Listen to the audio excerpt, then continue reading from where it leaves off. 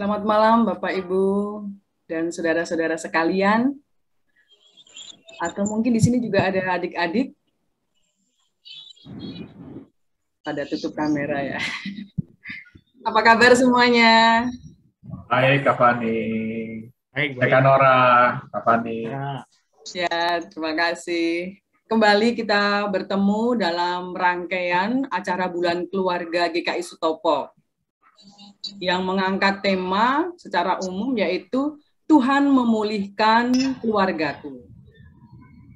Kalau minggu lalu kita sudah dibuka dengan webinar juga dengan tema mengelola konflik batin kala pandemi.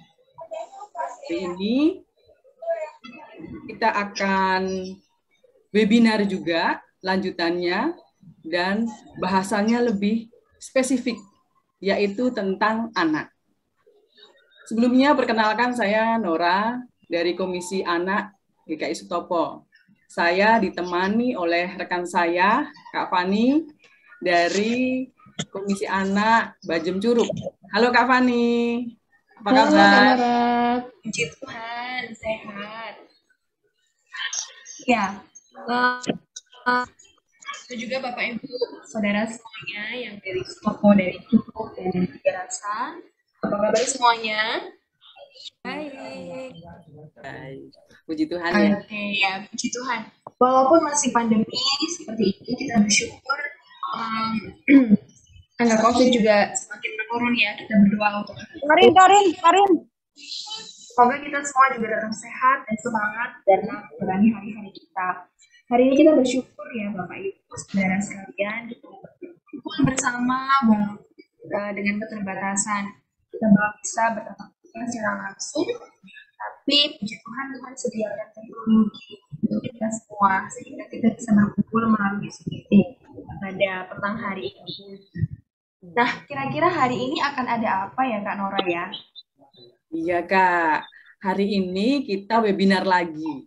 Tapi tadi yang saya bilang lebih spesifik bahasannya, yaitu tentang anak. Anak kan bagian ya dari keluarga ya. Tuhan memulihkan keluargaku. Nah, temanya yaitu kesehatan mental anak kala pandemi yang akan dibawakan oleh Bapak Penatua Agus Gunawan dari GKI Kebonjati Bandung. Dan nantinya juga akan dimoderatori oleh Ibu Nining Hondo. Kak Fani, sebelum kita mulai, gimana kalau kita sapa-sapa dulu Bapak, Ibu, dan saudara semua yang hadir di sini? Gimana Kak? Betul sekali. Supaya Bapak Ibu sekalian yang mengikuti webinar juga bisa menunjukkan gitu ya Kak. Iya Kak. Boleh Bapak Ibu saudara sekalian dipersilahkan untuk open kamera supaya kita semua bisa saling mengenal satu dengan yang lain, bisa saling bertemu walaupun lewat Zoom meeting. Mungkin dimulai dari wilayah 1 dulu. Silahkan boleh raise hand atau silahkan boleh open mic dan menyapa jemaat yang lain. Silahkan wilayah 1. Ada wilayah 1? Halo. Ya, saya Ibu Ami dari wilayah 1. Apa kabar Ibu Ami? Lama nggak ketemu kita. Ya, sehat Ibu. Amin, sehat semua ya, Ibu Ami juga ya. Amin. Untuk yang wilayah 2?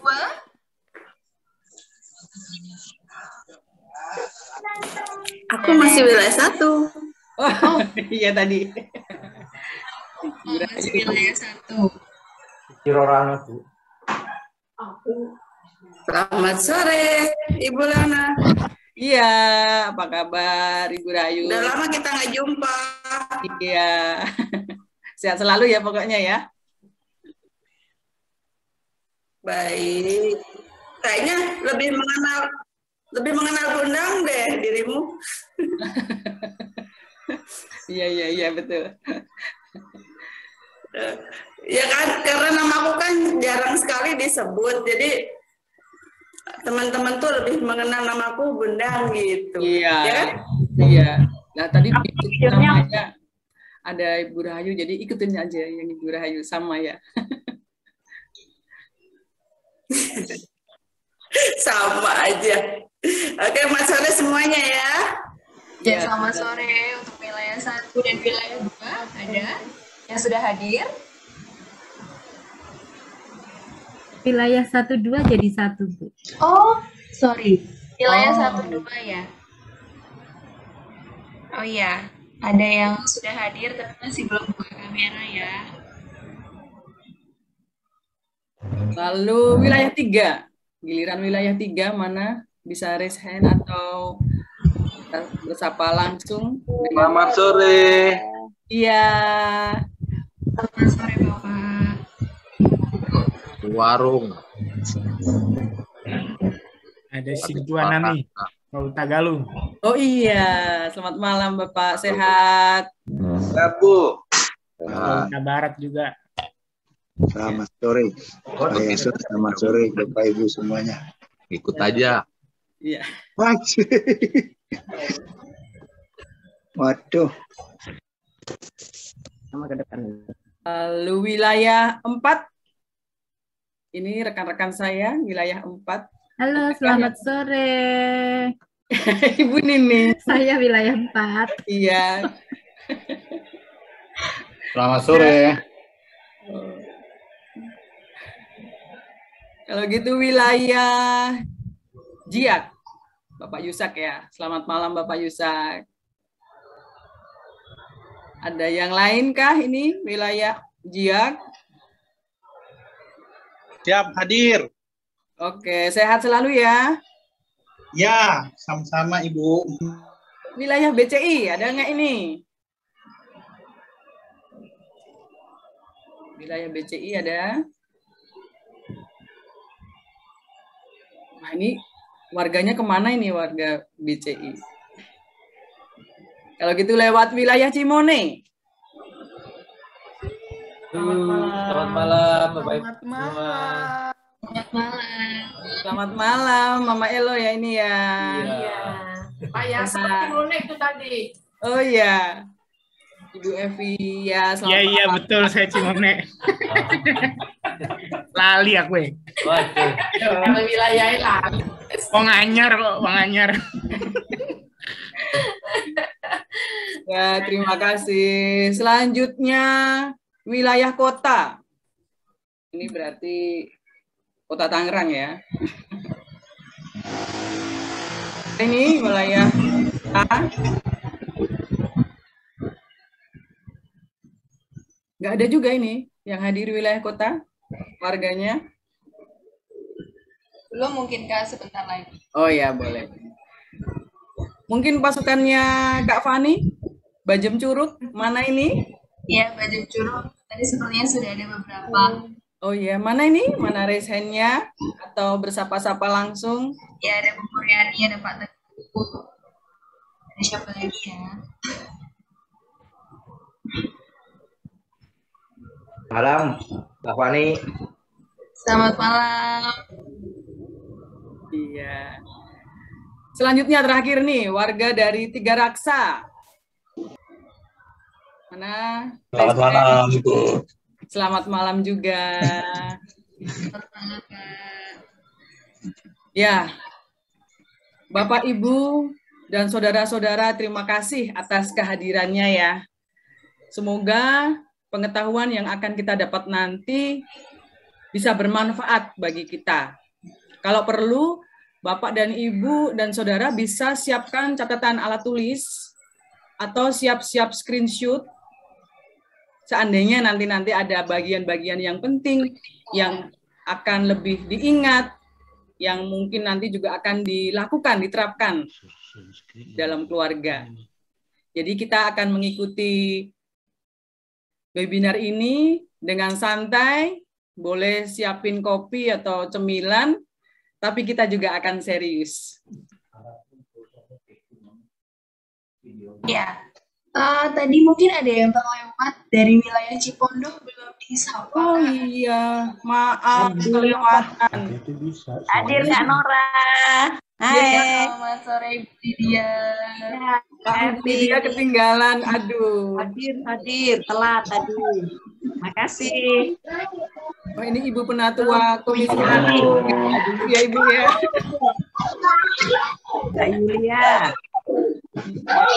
Baik Bapak Ibu, sebelum kita jauh lebih lanjut, kita mau mengumumkan bahwa selama webinar berlangsung, Bapak Videonya Ibu, Saudara sekalian boleh mengajukan pertanyaan. Nanti akan ada sesi khusus dalam tanya jawab.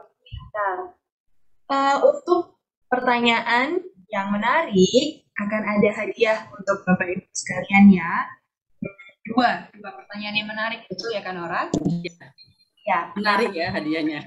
Ya, menarik. Baik, lalu mengingatkan juga untuk Bapak Ibu sekalian yang masih belum merename nama di akun Zoom-nya, mohon di-rename atau diganti dengan nama _ wilayah atau komisi seperti ya saya dan Kak Nora dan beberapa Bapak Ibu yang sudah diganti namanya, terima kasih. Bagi Bapak Ibu Saudara yang belum diganti namanya, mohon diganti ya. Nama _ wilayah atau komisi. Sehingga kami panitia bisa mengikuti peserta yang hadir pada hari ini. Ya, Bapak dan Ibu sekalian, meskipun pandemi, sekolah minggu tetap berjalan ya. Baik kelas kecil, kelas besar, dan antusias anak-anak sekolah minggu pun tampak pada mereka. Kita akan saksikan video tentang cuplikan kegiatan sekolah minggu anak online yang ditayangkan melalui video. Kami persilahkan untuk multimedia, kita akan saksikan videonya.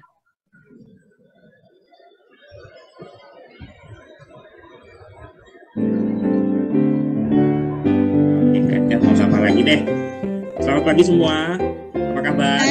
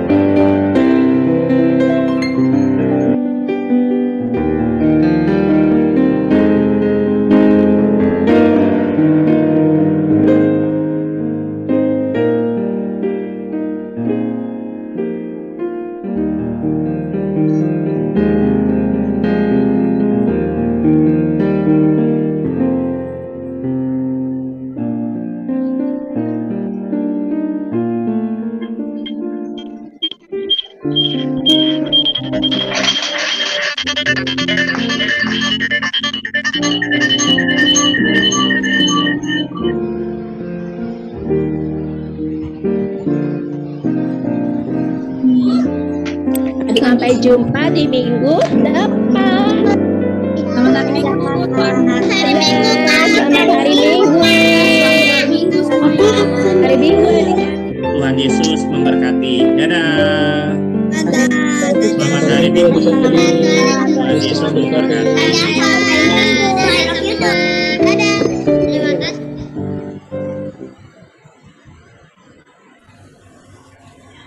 Baik Bapak Ibu, Saudara sekalian, sebelum kita mendengarkan webinar pada hari ini, mari kita berdoa.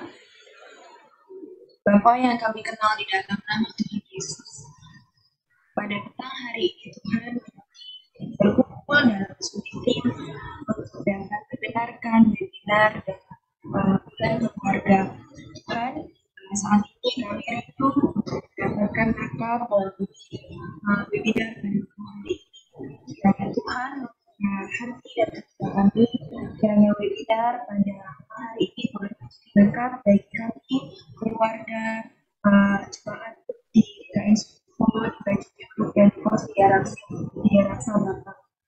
Tuhan juga yang memberkati proses dari webinar ini, Tuhan berkati dari awal sampai akhirnya. Biarlah selama webinar ini kami dapat mendengarkan dengan baik, menerima dengan baik. Terlebih Tuhan untuk pembicara yang akan membawakan webinar, dan juga yang memberikan hikmat sehingga yang disampaikan boleh berkenan kepada Tuhan. Terima kasih Tuhan. Kami menyerahkan webinar kami pada malam hari ini hanya di dalam nama Tuhan Yesus, Juru Selamat kami. Amin. Terima kasih Kak Fani. Kita udah berdoa. Selanjutnya, sebelum masuk ke acara inti, kita akan menyaksikan persembahan pujian dari Komisi Musik yang membawakan lagu dari Kidung Jemaat 360, Biarkan Kanak-kanak Datang Kepadaku. Mari kita saksikan.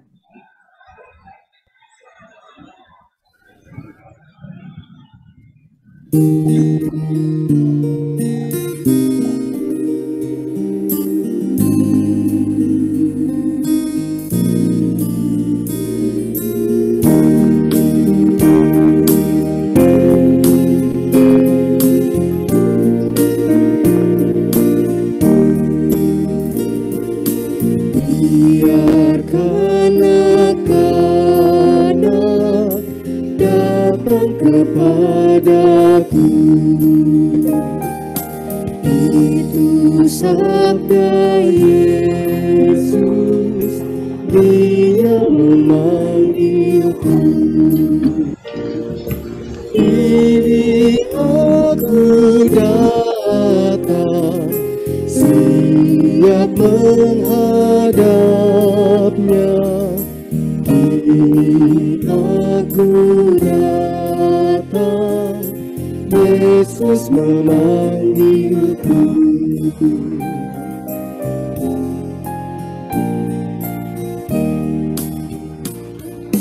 Biarkan anak-anak datang kepadaku, itu sabda Yesus, Dia memanggilku. Dalam kesukaran, susah tak terhidup, adanya ku datang, Yesus memanggilku.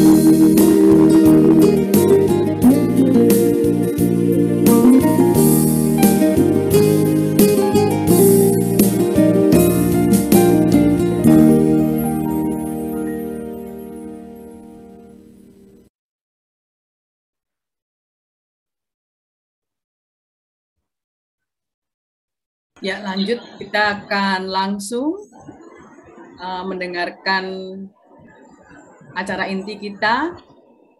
Perkenalkan dulu dengan moderator kita yaitu Ibu Nining. nanti beliau yang akan memandu acara inti. Silakan waktu dan tempat saya persilahkan kepada Ibu Nining Hondo.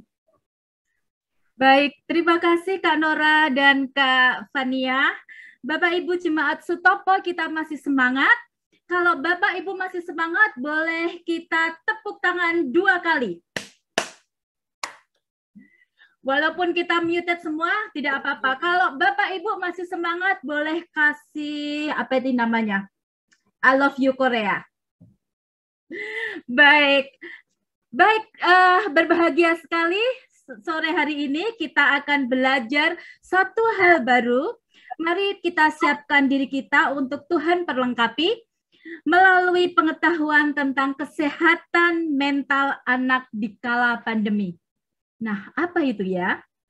Dalam 20 menit ke depan bersama dengan kita akan hadir pembicara kita, Bapak Agus Gunawan, yang akan membantu kita memahami apa itu kesehatan mental.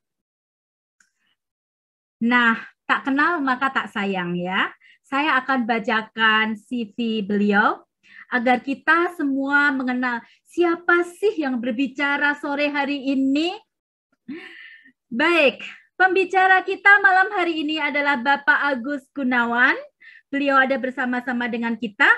Dan saat ini beliau adalah calon pendeta GKI Kebonjati Bandung, PT KSW BPK Penabur. Beliau lahir di Bandung tanggal 22 November 1977. Dalam kesehariannya, Tuhan mengaruniakan berkat seorang istri, Ibu Ria Anggraini Kurnawan, bersama kedua buah hati, yaitu Jonathan Evander Gunawan dan Joanna Evelyn Gunawan. Saat ini beliau menetap di Bandung, di Taman Holis Indah F6 nomor 36. Bapak Agus Gunawan menempuh pendidikan dari TK sampai SMA di BPK Penabur Bandung. Luar biasa ya. Kemudian melanjutkan pendidikan tinggi di 3 institusi sekaligus dengan 3 jurusan studi yang berbeda, yaitu S1 Psikologi Universitas Kristen Maranatha, S1 Ekonomi Manajemen STIE Bandung, dan S1 Teologi di Sekolah Tinggi Filsafat Teologi Jakarta. Dan berikut kita akan sama-sama lihat sederet peran dan pelayanan pekerjaan beliau. Beliau menjadi guru bimbingan konseling SMA 3 BPK Penabur tahun 2001 sampai 2006. Kemudian menjadi guru sekolah minggu di GKI Pasir Koja tahun 98 sampai 2010. Kemudian juga beliau berperan sebagai Kepala Udiklat BPK Penabur Bandung tahun 2006 sampai 2019. Kemudian juga menjadi KUR BK Bimbingan Konseling BPK Penabur Bandung 2018 sampai 2020. Beliau juga berperan sebagai tim perumus pendidikan karakter berbasis nilai-nilai Kristiani BPK Penabur 2004 sampai 2012 dan 2019 sampai saat ini. Beliau menjadi bagian dari tim revisi kurikulum Sekolah Bina Iman GKI Kayu Putih 2014 sampai 2015. Kemudian juga melayani sebagai bantuan pelayanan sebagai pendamping sekolah minggu SPI dan Pokja Studi Disabilitas GKI Kayu Putih 2014 sampai 2017. Pembina Komisi Tunarungu GKI Terusan Pasir Koja 1998 sampai 2012. Dan sekali lagi beliau adalah calon GKI Kebonjati Bandung PT KSW PPK Penabur. Baik, dengan tidak menunda waktu lagi, kita sambut Bapak Penatua Agus Gunawan. Silakan Bapak, all yours. Oke, terima kasih Bu Nining. Selamat malam Bapak Ibu sekalian. Senang berjumpa dengan Bapak Ibu sekalian. Salam kenal dan saya juga bawa salam dari jemaat GKI Kebonjati. Hari ini ada yang ikut satu teman kami Selin ya di sini. Mau ikut katanya ya. Sudah hadir rasanya kalau nggak salah ya. Jadi saya kenalin juga. Jadi ada jemaat GKI Kebonjati, namanya Selin yang hadir juga di sini. Baik, Bapak Ibu sekalian, saya diminta untuk sharing tentang kesehatan mental anak di kala pandemi. Jadi mungkin kalau kita bicara kesehatan mental, Bapak Ibu definisinya kurang lebih tahu ya. Kesehatan mental itu ada satu kondisi di mana seseorang, tidak hanya anak tapi kita semua, berada dalam kondisi yang baik secara kesehatan, baik secara jiwa, baik secara psikis kita juga, baik secara spiritualitas kita, sehingga kita di tengah situasi apapun yang sedang kita hadapi, kita ini bisa menikmati hidup. Tentu yang namanya tantangan, kecemasan itu biasanya hadir.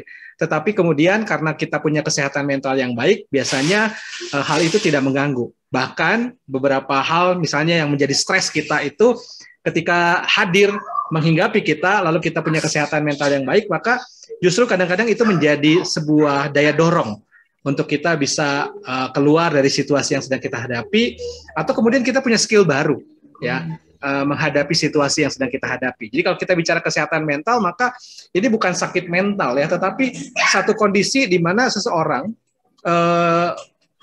punya benar-benar kehidupan yang bisa dikatakan tenang, baik ya. Ada tantangan, ada kecemasan, tetapi dia bisa mengolah itu dengan baik, gitu ya. Nah, orang yang mengalami gangguan kesehatan mental biasanya terkena sedikit saja gangguan, tekanan, maka dia bisa menjadi sangat cemas. Yang paling banyak itu cemas, ya, gangguan tidur dan sebagainya. Nah, maka itu hari ini kita fokus bicara soal kesehatan mental anak di kala pandemi, lalu bagaimana sebenarnya peran orang tua di tengah situasi yang sedang kita hadapi. Yang ternyata memang fokus kita adalah pada masa pandemi, maksudnya yang setidaknya ada hal yang menarik di situasi pandemi ini yang mesti membuat mindset orang tua atau para pendidik anak, dalam hal ini guru sekolah minggu, guru-guru juga berubah. Ya, baik, saya akan mulai. Bapak Ibu, mari kita lihat reality check saat ini. Anak-anak sekarang ada di rumah, orang tua juga ada di rumah. Dan kalau lihat gambar ini, yang pusing anak apa orang tua ya kelihatannya? Orang tua malah. Orang tua kalau lihat gambar ini ya. Jadi yang sebenarnya kesehatan mentalnya terganggu yang mana ya? Mamanya. Orang tua. Kalau lihat gini, berarti mamanya yang terganggu ya. Anaknya sih nggak masalah ya. Anaknya mungkin belum sampai pada sebuah kesadaran tentang arti belajar. Jadi yang sekarang terjadi adalah banyak yang terganggu itu sebenarnya temanya mestinya bukan kesehatan mental anak, tapi kesehatan mental orang tua di kala pandemi, tetapi kemudian tanpa sadar berdampak sebenarnya kepada anak-anak. Nanti kita lihat reality check-nya ya, Bapak sekalian. Nah, Bapak sekalian, kalau kita melihat data-data misalnya dari Save the Children, selama pandemik dikatakan anak-anak kehilangan kesempatan bermain di sekolah bersama teman-temannya. Tentu ini adalah sebuah perubahan pola perilaku karena pada saat itu pandemi ini membuat perubahannya begitu cepat. Anak dipaksa untuk beradaptasi dengan perubahan yang cepat. Anak tiba-tiba harus dengan Google Meet, dengan Zoom, yang tadinya nggak pernah mereka istilahnya menggunakan ini dalam keseharian, tapi tiba-tiba saya masih ingat Maret, rasanya tahun 2020, tiba-tiba semuanya harus berubah. Sekolahnya online, lalu kemudian disebut dengan istilahnya PJJ, ya sekitar 2020 Maret itu, dan mereka kemudian terputus dengan lingkungan sosial dan sedikit berpengaruh sebenarnya pada emosi kejiwaan anak-anak. Ya, dulu anak-anak bisa lari-lari, sekarang enggak. Dulu anak-anak mungkin setelah belajar, setelah berat belajar itu refreshing anak-anak kan lari ya bersama teman-temannya atau ngobrol dengan temannya sambil menanti guru pelajaran berikutnya. Nah, sekarang ketika anak-anak selesai PJJ, yang itu tuh hilang. Kalau nggak langsung bubar, sekolah juga tidak menyediakan waktu untuk anak-anak ngobrol lewat Zoom, dan kualitas ngobrol dengan Zoom juga tidak terlalu baik. Yang ada ngobrolnya dengan orang tua. Dan obrolan dengan orang tua kan nggak pernah ngobrol, apakah kamu oke, apakah kamu baik-baik saja, atau apakah kamu senang belajarnya. Yang ada kan pertanyaan orang tua, ada PR nggak? Ada ulangan nggak? Ya, lanjutin belajar, gitu ya. Jadi kayak situasi PJJ itu membuat anak-anak mengalami satu perubahan, ya, terutama berpengaruh pada emosi kejiwaan anak, ya. Dan ada juga situasi ketidakpastian akan hari esok, kecemasan akan kesehatan diri, keluarga, ini juga berpengaruh.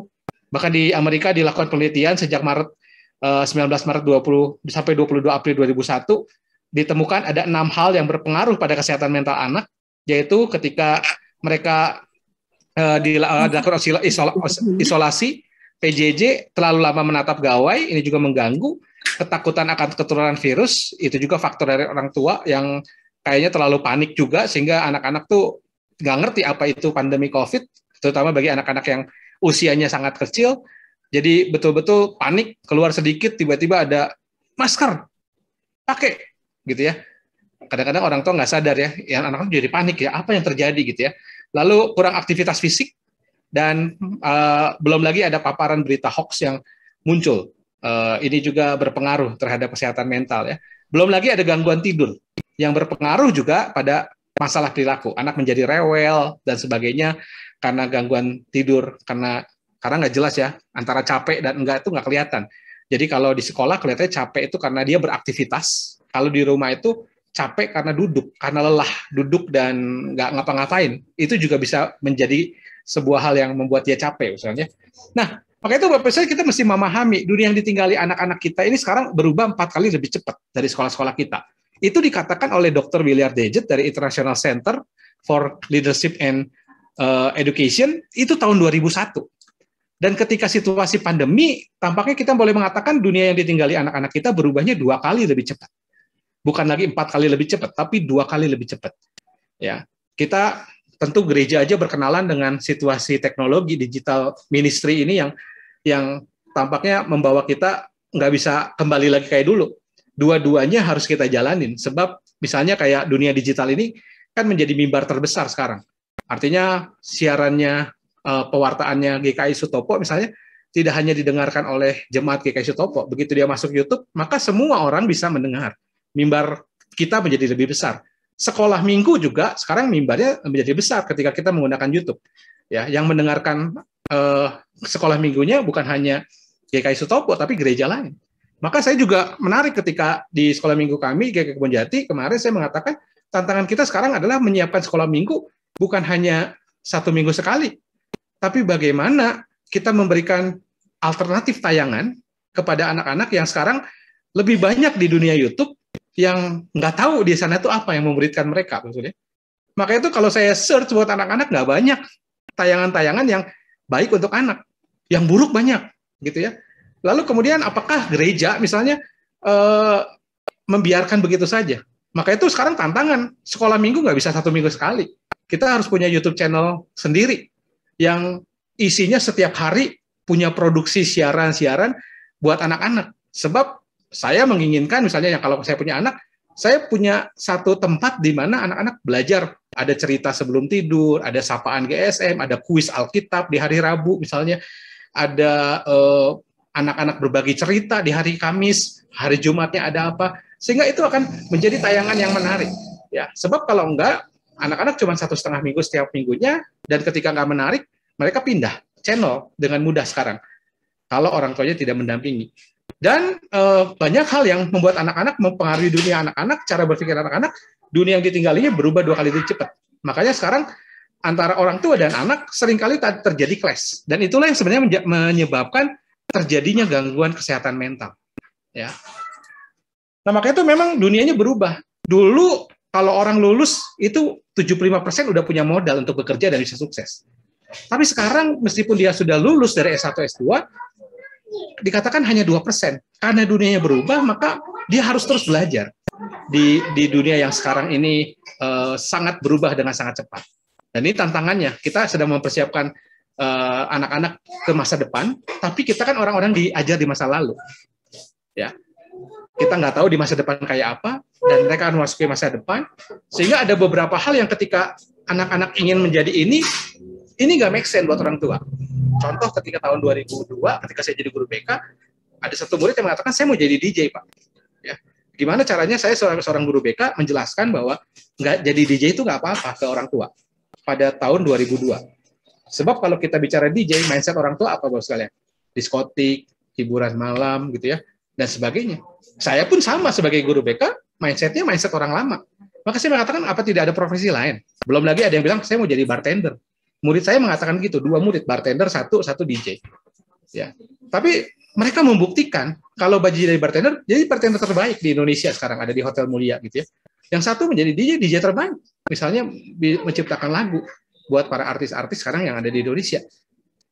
Buat saya, ternyata dunianya berubah. Pekerjaan yang di masa depan itu pekerjaan yang kalau saya kan dulu cuma taunya dokter, insinyur, kalau nggak pengusaha gitu ya, pedagang ya, atau ke bank larinya gitu ya. Tapi sekarang kan anak-anak semua lihat art design. Sekarang fakultas desain itu ada Bapak Ibu mulai interior, grafis dan segala macamnya. Ya. Lalu ketika ini nggak masuk dengan pikiran orang tua, yang terjadi apa? Ribut kan, berantem. Ya, pokoknya kamu harus kuliah ini. Ya, udah kuliah kedokteran, lulus, anaknya stres. Kenapa? Saya jadi dokter nggak laku gitu. Gimana tuh? Ya, bahkan ada cerita kan anaknya yang mengatakan, ya, ini ijazahnya udah selesai, keinginan papi mami sudah saya penuhi, sekarang izinkan saya menjadi seorang DJ misalnya. Ini benar-benar, dan situasi itu nggak mudah. Ya, sejak mulai memasuki 2006, 2007 saya banyak sekali mengkonseling anak-anak. Urusannya hanya perbedaan mindset antara orang tua dengan mereka. Ya, main tantangan yang nggak mudah. Orang tuanya harus ikut juga dalam dunia perubahan, sementara anaknya udah lebih dulu. Kita digital imigran, mereka digital native. Ya, mereka udah kayak lahir itu udah kata pertamanya sekarang bukan papa, bukan mama katanya. Kata pertama mereka begitu lahir YouTube. Dikasih tahu YouTube sekali, dia tahu logo YouTube itu bentuknya seperti apa. Bapak pernah perhatikan anak usia 0 sampai 1 tahun, begitu kita klikin YouTube, dia udah tahu YouTube itu yang mana. Ya, bahkan ada beberapa anak yang luar biasa, dia tahu nyari history itu di mana. Dulu anak saya puterin film Thomas ya, kereta api, dia tahu nyari history di situ, klik itu, dia cari yang belum ditonton. Saya bilang wow gitu ya, apa zaman kita secanggih itu ya. Sementara orang tuanya masih, Dek, YouTube yang mana ya? Mama papa mau ikut kebaktian, yang mana Dek? Nanyanya ke anak kecil, YouTube di mana gitu kan. Kalau begitu klik YouTube pun, yang mana yang GKI Sutopo ya? Dek, tolong kalau nyari GKI Sutopo di mana search-nya?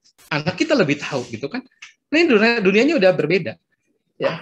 Dan jangan-jangan orang tua sebagai sumber gangguan kesehatan mental bisa terjadi. Ya. Saya nggak tahu beberapa yang masih punya anak, saya masih punya anak ya. Saya coba kayak gini ya. Yang mengajarkan anak berbohong itu orang tua atau anaknya tahu sendiri?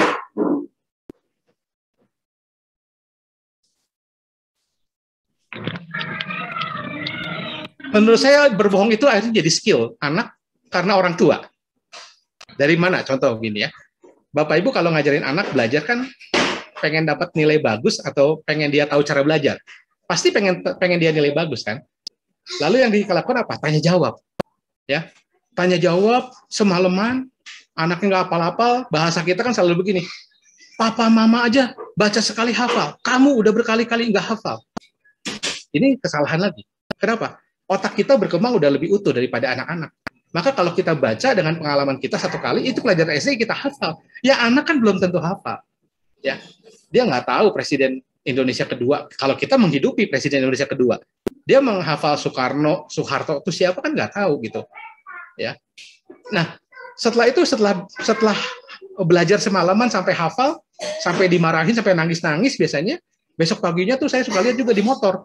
Di motor itu masih mamanya atau papanya masih nengok-nengok ke belakang ya. Presiden Indonesia kedua siapa? Anaknya di jalan lupa gitu ya. Buka lagi bukunya. Di jalan sambil naik motor buka buku gitu ya. Oh ya, Soeharto katanya ya.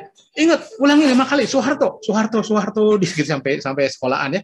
Udah mau turun, mamanya atau papanya masih bilang, awas ya jangan lupa yang 5 tadi apa aja gitu kan.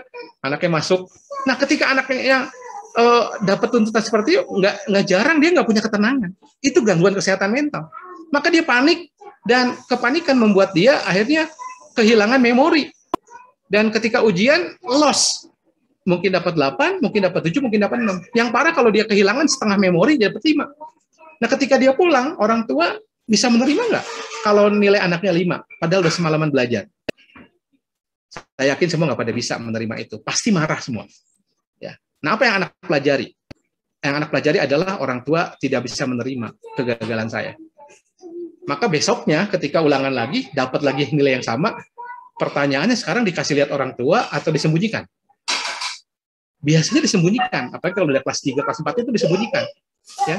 Dan mereka akan bilang belum dikumpulkan, ya.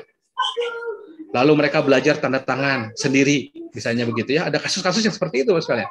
Kalau udah SMP, SMA lebih apa? Buat orang tua orang tua menjadi sangat kesal tuh ketika dia udah belajar, udah bisa. Besoknya bagi mid semester kebakaran. Loh, katanya bisa. Kok dapat nilainya 5? Apa jawab anak kita? Yang 4 juga banyak, yang 3 juga banyak. Ya. Jadi dia mengatakannya levelnya turun dengan orang-orang yang lain. Ya, jadi 5 aja udah cukup buat saya. Nah, jangan-jangan orang tua jadi sumber gangguan kesehatan mental. Ya, dan bisa jadi membuat anak mengatakan bahwa belajar itu beban, belajar itu bukan berkat. Ya, nah ini masalahnya mindset loh sekalian ya. Mindset yang mesti kita rubah. Ya, dalam pola pendidikan anak kita, mindset kita rubah. Contoh ya, saya mau coba nih kita tebak-tebakan ya, tebak tokoh Alkitab bos sekalian ya. Silakan chat ya, boleh kolom chat ya. Jawab kira-kira kalau saya kasih gambar ya. Ini gambar kisah tokoh Alkitab siapa?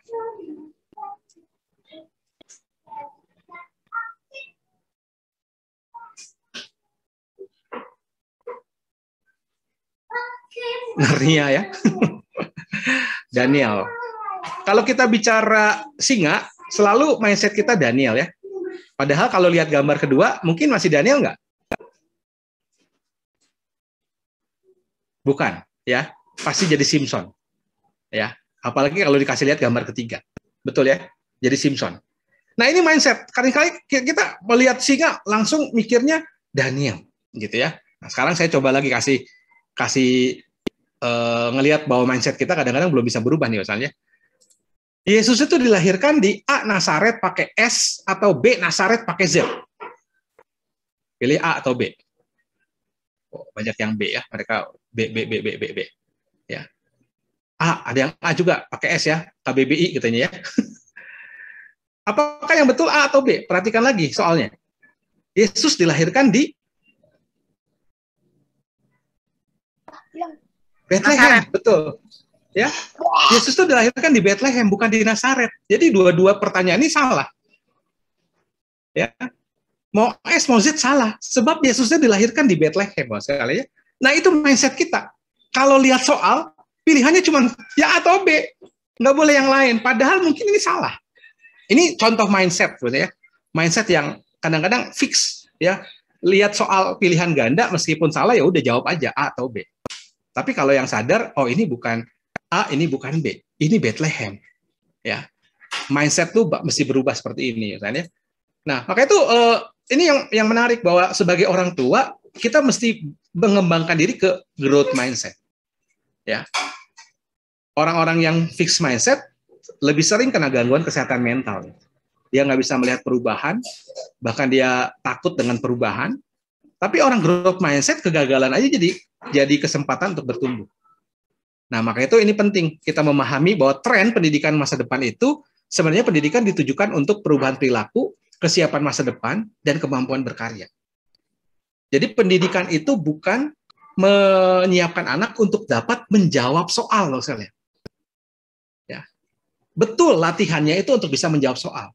Tetapi ketika dia bisa menjawab soal, tapi nggak terjadi perubahan perilaku, tidak siap untuk masa depan, tidak siap untuk berkarya, maka ada yang salah di situ. Bahkan ketika kita bicara pandemi COVID-19 ini, pengajaran sekarang didapat jauh lebih banyak dari sumber yang tidak perlu melembaga, seperti kelas, internet, blog, dan sebagainya, web, dan sebagainya. Nah, justru edukasi utama pada nilai-nilai value tentang belajar ini sekarang sangat tertinggal. Ya. Nah, sekarang kan anak-anak memasuki pembelajaran jarak jauh. Nah, pandemi ini juga harus menyadarkan kita bahwa pendidikan yang sekarang kita jalani, ini bukan pendidikan yang sama, Bapak sekalian, dengan pendidikan sebelum pandemi. Masalahnya kita masih menganggap ini sebagai sesuatu yang sama. Kita harus melihat pembelajaran saat ini sebagai sesuatu yang berbeda sebenarnya. Di mana anak-anak akan menggunakan teknologi untuk belajar, dan ketika teknologi ini mereka pelajari, dan ini akan dipakai mereka untuk bekerja di masa depan. Maka dulu sebelum pandemi, semua orang mengatakan nggak boleh pakai gadget anak-anak. Sekarang nggak ada yang bilang nggak boleh pakai gadget. Kalau nggak pakai gadget nggak belajar. Ya. Jadi anak-anak sudah harus berkenalan dengan ini di masa mendatang. Dulu gadget nggak bisa masuk kelas. sekarang harus digunakan. Ya. Dan cara bertanya, mengajarnya sekarang mestinya berbeda. Kenapa? Karena sekarang dunianya berubah. Anak-anak bisa belajar lebih banyak daripada duduk 8 jam di sekolah sekarang. Maka filosofi pendidikan saat ini juga harusnya berubah. Dan kunci menurut saya dalam proses PJJ ini supaya anak-anak punya kesehatan mental yang baik adalah bagaimana membuat anak-anak itu bisa belajar mandiri. Yang selama ini kemudian kita sadar proses pendidikan kita gagal mempersiapkan anak-anak untuk bisa belajar mandiri. Semua anak di rumah itu gagal, nggak bisa belajar mandiri, Bapak sekalian. Kenapa? Karena ketika kita memasuki revolusi industri 4.0, ternyata edukasinya masih 2.0. 2.0 pun masih jarang ada sekolah yang mengajak anak-anak untuk berpikir dengan cara yang lain. Yang paling banyak itu education 1.0.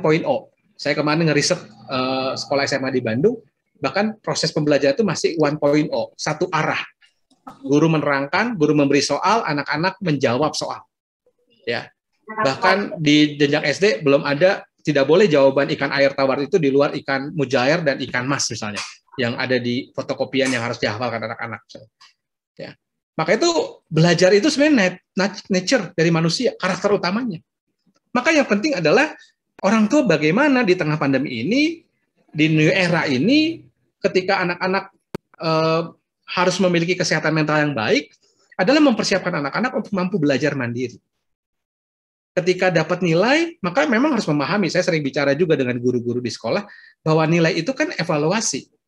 Evaluasi supaya guru tahu apakah materi yang disampaikan sudah ditangkap atau dimengerti oleh siswa. Kalau enggak kan diremedial, diulang kembali. Kalau setengah kelas nggak nilainya belum baik, maka diulang kembali satu kelas. Gitu kan, sampai semuanya baik. Gitu ya. Termasuk orang tua. Kalau mereka dapat 5, berarti kan mesti dicari kenapa yang dapat 5. Bukan kita marahin, tapi kita tanya, apa yang membuat kamu jadi dapat 5? Bukan kata di malam kamu sudah hafal, nak. Mama, aku takut nilai aku jelek. Jangan takut, gitu ya. Kamu tadi berdoa nggak sama Tuhan, minta tolong, ya. Kamu harus tenang, ya. Bapak Ibu kalau punya anak dengan mental seperti itu, takut menghadapi ujian, maka kita harus mulai melakukan coaching, melakukan konseling buat anak ini. Bukan dimarahin, bukan dibentak, bukan dihukum karena nilai jelek. Di coaching, di konseling, sebab mental ini kalau nggak dibangun, ini akan menjadi mental yang memperburuk dia di masa mendatang. Ya. Nah itu yang kita bicara bagaimana menangani kesehatan mental. Ya, jangan diperparah dengan hukuman. Ya, jangan diperparah dengan hal yang lain. Ya, maka itu mempersiapkan anak belajar mandiri ini yang harus kita lakukan. UNESCO aja udah mengatakan nggak boleh cuma di sini nih. Ya, to know to do. Ini model lama. Ya. Bisa dilakukan, tapi sekarang bagaimana mereka bisa hidup bersama, mereka learning to be. Ya, ini sekarang yang dikembangkan di situ. Dan fungsi pengajar yang benar adalah menciptakan kondisi paling menyenangkan untuk belajar mandiri. Dan ini akan menolong kesehatan mental mereka terbangun dengan baik. Ya. Mengajar yang benar bukan menyampaikan pengetahuan, tapi menggugah anak untuk mencari pengetahuan yang penting. Ya. Mohon maaf Bapak, kita masih memiliki waktu sampai jam 7 ya. Nanti kita akan lanjutkan. Sampai jam 7 kita 10 akan menit lagi ya. pertanyaan. Oke, kita cepat. Silakan. Jadi kondisi saat ini sudah belajar itu jadi beban. Dan ternyata tanpa sadar mengganggu kesehatan mental dua-duanya menurut saya. Orang tua dan anak. Padahal mestinya kita memahami belajar itu mestinya jadi berkat yang harus disyukuri oleh anak-anak. Ya. Saya sering kali meng-coach anak saya dengan mengatakan, belajar itu bukan buat papi dan buat mami. Papi dan mami tidak punya warisan yang paling banyak untuk kamu bisa hidup di masa mendatang. Hidup papi itu hanya karena rahmat Tuhan. Ya. Dan papi hanya bisa memperjuangkan untuk kamu bisa sekolah dan mungkin hanya selesai sampai S1. Syukur-syukur Allah memberkati papi untuk bisa menyelesaikan kamu sampai S2 dan S3. Tapi rasanya S1 cukup kalau kamu punya skill yang bisa berkembang, maka kamu bisa studi, bisa sukses dengan cara kamu. Ya. Maka itu menciptakan kondisi bahwa belajar itu berkat yang perlu disyukuri menjadi penting buat anak-anak. Bertanggung jawab, punya jadwal yang baik di rumah, mengatur diri, kapan saya belajar, kapan saya bermain, kapan saya juga membaca firman Tuhan, kapan saya bersekutu bersama dengan orang tua dan sebagainya, itu dibuat sebuah jadwal loh sebenarnya. Maka itu belajar itu proses seumur hidup. Siap belajar adalah satu hal yang penting. kita bukan nyiapin anak siap kerja. Hasrat belajar itu harus ada dalam setiap anak. Nah, sekarang apakah pendidikan di rumah, di sekolah memberikan dorongan untuk itu? Kita menyirami bibit yang sudah ada nggak sebenarnya dalam diri anak, hasrat belajar. Atau malah dengan gaya kita mendidik anak, justru ini membuat anak-anak kehilangan hasrat belajar itu. Ya, yang terjadi menurut saya sekarang banyak anak kehilangan hasrat belajar misalnya. Ya, karena kita nggak mengerti proses belajar itu seperti apa. Sekali lagi anak ini bisa belajar mandiri lebih banyak dari duduk 8 jam di sekolah. Maka prinsipnya Bapak Ibu harus mesti menumbuhkan manusia yang senang belajar dan mahir belajar mandiri. Ya, sekarang kan orang tua nggak sabar ya. Kalau belum selesai udah waktunya mepet tuh dikerjain. Kalau saya mah pikir dia harus belajar konsekuensi. Kenapa kamu menunda? Ya, sehingga kamu nggak ngumpulin dan sebagainya. Cuma kan banyak orang tua yang mengatakan, sayanglah satu nilai. Enggak lah. Kalau buat saya, proses itu harus dipahami oleh anak-anak. Ya. Dan kalaupun nilainya jelek, itu harus menjadi proses. Ya, bagaimana dia menghadapi situasi yang tidak ideal itu, lalu bagaimana dia keluar dari situasi itu. Maka dengan begitu, kesehatan mentalnya akan terbangun dengan baik. Abad 21 ini abad untuk manusia holistik ya, Bos ya.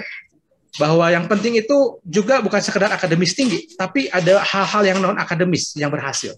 Sisi ini nggak pernah dibangun. Komunikasi skill, creative thinking, critical thinking, ini yang harus dibangun. Ya. Bahkan kalau ngajari anak-anak kita tanya, kamu punya cara yang lebih mudah nggak untuk bisa menyelesaikan soal ini? Ditantang, ya. Maka itu anak-anak kan senang main game ya dibanding belajar. Kenapa? Karena buat mereka game itu menantang satu. Yang kedua, kalau mereka fail, mereka nggak dapat pressure. Yang ada mereka boleh mengulang lagi. Dan ketika ngulang, berhasil, mereka dapat reward. Pujian, nanti dapat tepuk tangan, dapat bintang, dapat poin, dan sebagainya. Ya. Mereka lebih suka di situ sekarang. Ya. Nah, makanya itu ini non-akademis menjadi sangat penting. Artinya bahwa dalam penelitian Gladwell mengatakan nggak cuma IQ yang cukup untuk seorang bisa sukses, tapi juga keterlibatan dalam latihan, mengisi kesempatan untuk belajar dan sebagainya, itu juga bisa mengembangkan anak-anak. Makanya kalau ada anak biasa di sekolah yang sangat akademis, dia merasa ketinggalan, merasa nggak berprestasi, apa anak ini berhak untuk meraih keberhasilan? Berhak menurut saya. Apa yang bisa kita lakukan? Coach, salah satunya. Ya, pengalaman saya 4 tahun di SMAK 3, saya meng-coach anak-anak yang istilahnya tuh kalau dalam tanda kutip di Bandung itu kayak buangan ya, nggak masuk yang level 1, pilih ke level 2, nggak masuk juga, pilih ke level 3, baru ke SMAK 3. SMAK 3 itu kalau di Bandung kayak level ke-4, karena letaknya agak sedikit ke pinggir Bandung. Ya, maka berkumpullah di situ anak-anak yang di istilahnya nggak diterima dari sekolah mana-mana, tapi psikotesnya tetap di atas 100 rata-rata. Maka saya katakan kamu juga bisa berhak meraih keberhasilan. Ya.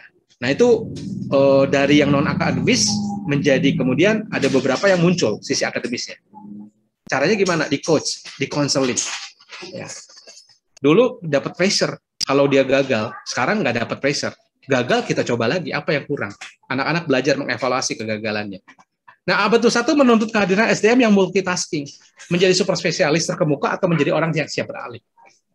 Ini pun harus kita ajarkan ke anak-anak. Kalau kamu gagal di satu bidang, jangan takut. Ya, ada banyak bidang yang kamu ikutin, apalagi kamu hidup di abad 21. Ya, di umur orang-orang 18 sampai 38 tahun itu punya 10,2 pekerjaan.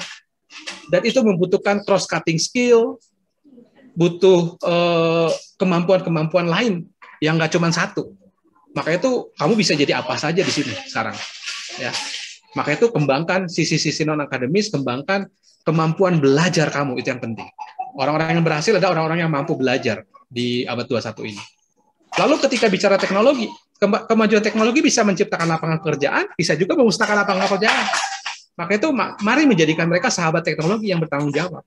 Enggak dilarang, tapi kita ngobrol sama mereka. Saya mencoba anak saya yang kelas 1 sampai TK dan kelas 4 ini untuk bertanggung jawab dengan penggunaan handphonenya, gadgetnya. Sampai membuat jadwal kapan dia main game apa yang dimainkan, papi harus tahu.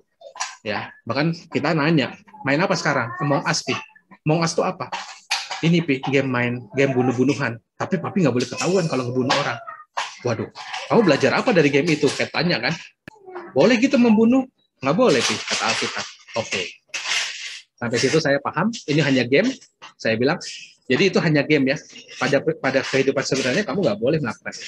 Iya, itu kan dosa. Yes, artinya apa yang ditanamkan itu masuk. Checking terus, coaching terus.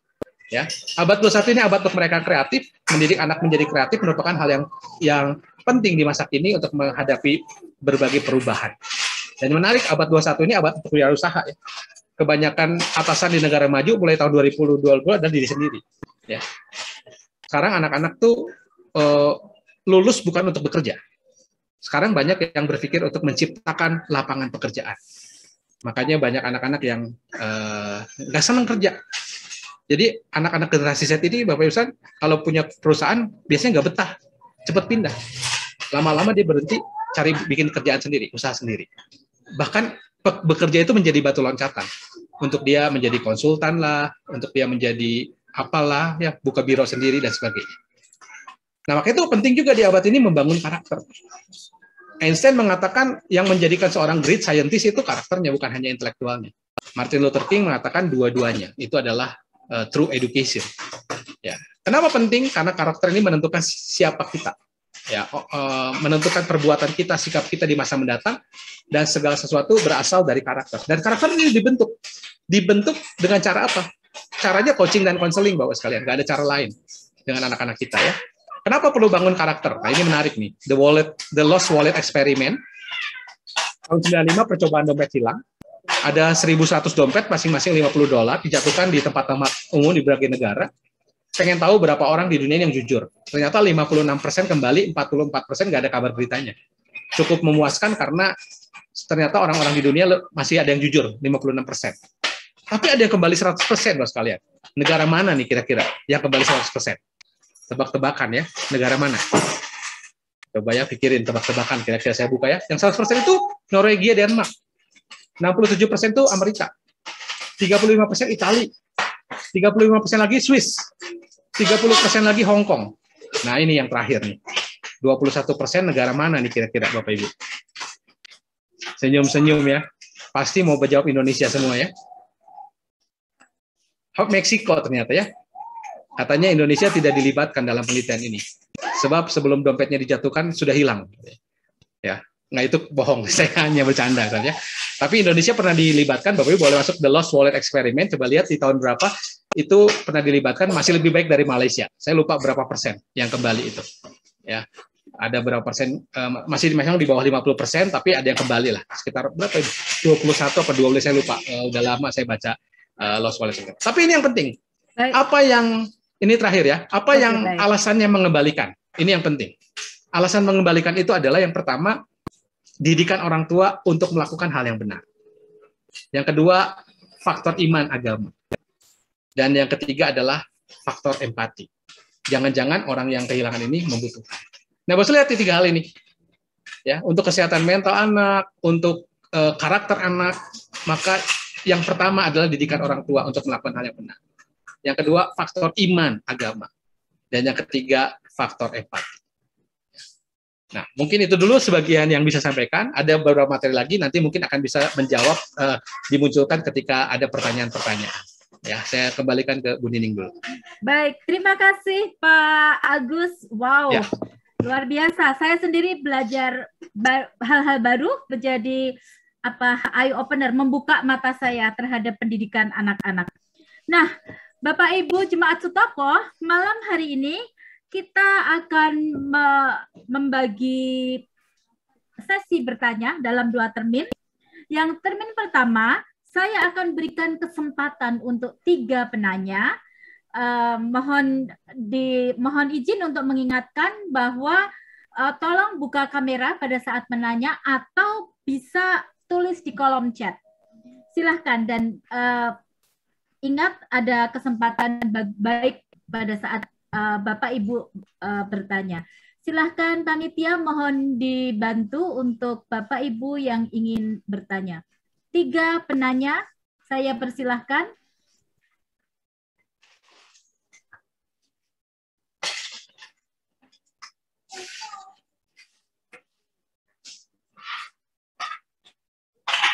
Mari Bapak Ibu, 3 penanya.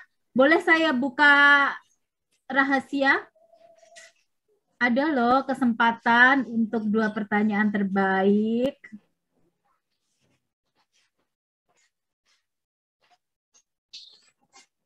Kalau tidak ada pertanyaan, bolehkah saya bertanya, Pak Agus? Boleh, Bu. Baik, saya sih sebetulnya sudah nyiapin beberapa list pertanyaan, tapi Ya. saya ngalah dulu. Tapi karena Ya. tidak ada, saya ambil ya kesempatannya. Pak Agus, tadi Bapak bilang bahwa kita tuh ada kayak gap gitu ya. Kita generasi, kita mungkin yang seumuran saya ya, itu adalah generasi yang tadi Bapak bilang digital migrate dibanding dengan generasi anak-anak sekarang yang udah native migrate. Mereka itu terlahir dengan kemampuan yang automatically ada pada saat mereka lahir untuk mengoperasikan teknologi, begitu ya Pak. Nah Pak, dalam gap yang seperti ini, menurut Bapak, nasihat Bapak untuk kita semua ini, bagaimana ya cara kita memahami anak? Kan nggak gampang loh Pak, usia saya tuh udah 50 gitu, untuk belajar lagi tentang teknologi. Apa yang Bapak mohon nasihat? Terima kasih. Oke. Tadi istilahnya digital native dan digital imigran ya Bu ya. Jadi anak-anak itu sekarang dikatakan sebagai digital native. Anak-anak yang terlahir dalam kemajuan teknologi sehingga rasanya mereka lebih fasih penggunaan teknologi. Sementara kita ini digital imigran. Ya, digital imigran itu jadi kayak yang bertahap gitu ya. Kalau Bapak Ibu beli handphone baru ya, Bapak Ibu kan lambat gitu ya. Bahkan sekarang ini beberapa orang tua masih ada yang senangnya nyari yang tombol gitu kan. Padahal tombol udah nggak ada. Tapi kalau ada yang benar-benar nggak mau pakai touchscreen, benar-benar tombol masih dipakai gitu ya. Tapi anak-anak kita udah lebih canggih. Dan itu menjadi sebuah gap. Mau tidak mau, menurut saya salah satu caranya memang waktu ada di bagian slide saya yang berikutnya waktu di bagian slide itu adalah yang ini nih. Caranya nggak ada cara lain ya. Selain membangun relasi dengan anak, itu caranya berkomunikasi. Ya. Komunikasi yang baik antara anak dan orang tua merupakan dasar bagaimana orang tua anak membentuk hubungan. Tetapi komunikasi yang buruk antara orang tua dan anak tentu akan membuat hubungan dengan anak menjadi buruk. Ya. Satu kali Bapak Ibu sekalian, saya menemukan di history Google dan YouTube saya, tiba-tiba ada yang mencari searchingnya itu pornografi, ya. Saya nggak sebut apa, tapi menjurus ke kelamin, mencari pengen lihat gambar kelamin gitu ya. Ya saya tahu yang mencari ini kan pasti anak yang paling besar nih, yang udah kelas 4, gitu kan. Kalau saya marah, maka besok-besok dia nggak mau cerita. Maka saya panggil, karena ini anak laki. Saya udah bilang, sepakat dengan saya akan panggil, saya akan ngobrol. Lalu saya tanya, kenapa cari seperti itu? Awalnya, nggak berkelit. Aku itu kan teman aku. Mana ada teman kamu tahu akunnya papi gitu kan? Ya, jadi papinya mau dibohongin gitu. Padahal kan kita udah walaupun kita digital imigran, saya juga kan termasuk orang yang bertahap ngikut gitu. Ya, maka saya juga sadar bahwa ini udah kelas 4. Sebentar lagi dia pubertas, maka saya perlu mempersiapkan. Maka komunikasi yang dibangun. Apa yang kamu ingin tahu? Daripada kamu searching di situ, atau mau searching sama-sama, saya bilang, sama papi. Tapi papi mau tanya dulu, yang kamu ingin tahu apa dari kamu melakukan searching itu. Jadi, menurut saya komunikasi itu menjadi poin penting. Tapi kalau dari awal saya tidak membangun komunikasi yang baik, maka dia akan blok. Ya. Baik. Nah, kalau blok, Bapak Ibu mesti membangun relasi lagi. Itu PR-nya, menurut saya. Nah. Terima kasih Pak Agus. Dengan membangun relasi ya kita bisa memahami anak kita. Ini ada pertanyaan dari Bapak Edgar Bajem Curug. Kayaknya saya kenal deh. Bagaimana cara orang tua yang masuk generasi baby boomers mengontrol dunia digital si anak yang kebanyakan saat ini sudah masuk generasi alpha? Jadi generation gap lagi. Silakan Pak. Ya, Nanti Bapak Ibu PowerPoint-nya saya udah sharekan dengan Pak Yason ya. Jadi Bapak Ibu boleh nanti baca artikelnya karena saya membuat PPT-nya cukup detail supaya bisa dibaca juga tulisannya. Ada satu yang saya katakan sekarang ini yang penting adalah melakukan momen coaching dan konseling. Ya. Bapak Ibu tuh kalau punya anak udah masuk kecil itu kita masih bisa nih sistemnya disiplin, dikasih disiplin ya. Yang kadang-kadang saya masukkan juga benturannya dengan hukuman, tapi nggak selalu disiplin itu hukuman. Nanti ada di PowerPoint yang saya buat, Bapak Ibu bisa lihat bedanya disiplin dan hukuman. Tetapi yang penting adalah melakukan coaching. Coaching ini adalah mengarahkan anak-anak, ya. Atau mungkin kita nggak tahu, kita belajar juga dari anak-anak ngobrol, ya. Dan yang paling penting lagi mengkonseling. Mengkonseling itu, saudara juga mesti memperkuat anak-anak kita dengan firman Tuhan, ya. Di situ juga kita bisa mengingatkan anak-anak, ya. Papi nggak tahu, mami nggak tahu apa yang kamu searching, apa yang kamu lihat, apa yang kamu mainkan dengan digital itu. Cuman papi ingatkan satu hal. Ini yang paling menurut saya poin paling penting ya. Ada Tuhan yang melihat kamu, ya. Jadi kamu memang harus bertanggung jawab dengan hidup kamu, ya. Itu coaching dan konseling, ya. Lalu kita juga perlihatkan. Kalau saya menemukan artikel atau menemukan film yang menggambarkan anak-anak yang kecanduan seperti itu, saya kasih lihat. Ini kalau sampai begini, papi udah nggak bisa nolong. Bahkan kebetulan karena saya juga membantu anak-anak yang kena gangguan game online, saya cerita ke mereka, ini sampai satu klien papi ini lagi dirawat di rumah sakit jiwa. Dan kalau udah masuk rumah sakit jiwa, itu udah kena psikiater. Dan kalau udah kena psikiater, dia harus tergantung obat. Ya. Dan itu bisa melalui game online, orang nggak bisa lagi sadar di mana dunianya, gitu kan, dengan hasil. Nah, dia bilang, oh bisa seperti itu, Pi. Iya. Ya, maka itu, jadi kalau setiap kali papi batasi, jangan marah. Itu momen coaching dan konseling, Mas kalian. Ya. Jadi prinsipnya, karena kita nggak bisa ngikutin terus anak-anak. Saya aja nggak bisa ngikutin ya, karena saya ikutin main apa, PUBG, main apa, MLP, Mobile Legend, itu main apa, ya ikutin. Terus saya coba, gagal, fail. Ya memang saya juga nggak bisa, bukan tipe orang yang senang gitu juga, jadi fail gitu kan. Tapi saya belajar, gini. Cuman pengen tahu kalau main ini tuh kecanduannya kayak apa ya gitu ya. Lalu, nah ini yang penting, bahasa. Jadi kalau bahasanya tiba-tiba berubah, satu kali dia bilang ke adiknya bangsat misalnya. Saya bilang dari mana kata bangsat itu, kan nggak pernah di rumah, nggak ada sama sekali kita ngomong bangsat misalnya.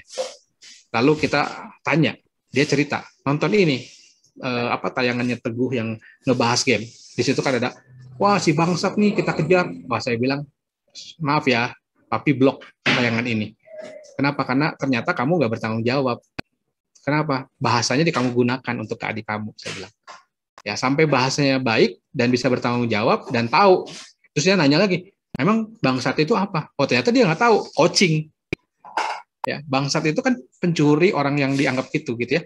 Dan itu nggak pantas dikatakan ke orang lain dengan menggunakan bahasa itu. Jadi kita nggak bisa langsung marah, sebab anak-anak juga peniru yang nggak tahu itu tuh apa gitu ya. Seperti itu ya. Jadi kitanya ngasih teladan, mengcoaching, mengkonseling. Itu penting. Baik, terima kasih Bapak. Ada pertanyaan yang ketiga dari Ibu Evi. Silahkan Ibu Evi Cimone, silahkan unmute, dibuka speakernya dan silahkan bertanya.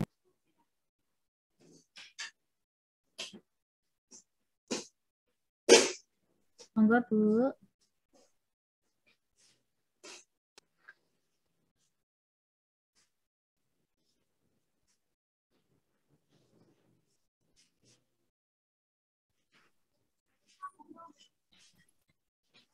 Oke, ya sebetulnya pengennya pakai chat aja. Gini Pak, Pak Agus, dalam menghadapi masalah anak-anak sekarang ini, belum pandemi aja sudah sulit, apalagi ditambah dengan pandemi. Yang ingin saya tanyakan itu supaya anak-anak itu punya mental yang kuat, daya juang yang kuat untuk mengatasi masalah, itu bagaimana?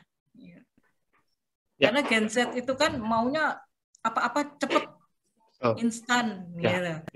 Padahal kita harus step by step. Jadi supaya anak ini mau tetap berjuang, kalau gagal bangkit lagi, gagal bangkit lagi. Nah itu kira-kira apa tipsnya? Ya, ini permasalahan yang dihadapi bersama ya di pandemi ini, yang tadi Bu Evi katakan betul. Kalau Bapak Ibu mengalami hal yang sama dengan saya dan juga beberapa orang tua yang lain, adalah salah satunya anak nggak mau nulis nih, ya. Kayak nulis tuh bebannya berat gitu. Padahal zaman dulu mah kita nulis halus tuh berapa kali tulis. Sekarang sudah nyalin karena gurunya pengen supaya tulisannya dilatih, nggak mau ya, maunya ngetik ya. Ini juga ada perbedaan. Jadi gimana caranya supaya dia mau nulis ya? Ya balik lagi coaching, konseling, sabar temenin, lalu ya udah kadang-kadang kerja di sebelahnya. Ya mau nggak mau Bapak Ibu sekalian ya, jadi kita benar-benar harus memberikan semangat, motivasi ya. Tentu sebagai orang tua nggak sabar. Sebab di slide terakhir Power PPT saya katakan berbagi iman, menjalani perjalanan bersama anak itu kayak perjalanan menembus hutan. Nggak statis, dinamis. Kadang-kadang kita ketemu berbagai kejutan.